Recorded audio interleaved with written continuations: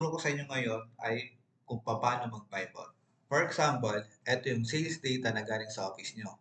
Ngayon, gusto mong makuha yung benta ng per ahente. Gamit tayo ng pivot. Okay? Ito yung shortcut ng pivot, question mark, letter N, letter V, enter, enter. Search mo lang dito yung per salesman.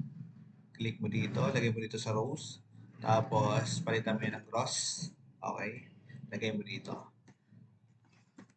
Control A para ma-highlight, comma ka, tapos borders para madaling mabasa. So, eto na yung benta ng per ahente mo.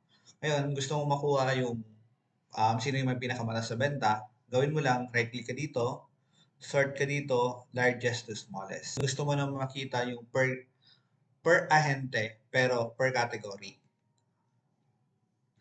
Yan. Per category. Per ahente, yan. Adora. Ayan. Click ka lang dito. Yan. Click ka lang dyan.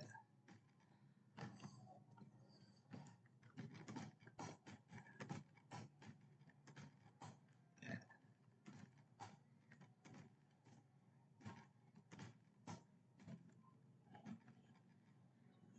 So, ganyan yung pag-pivot.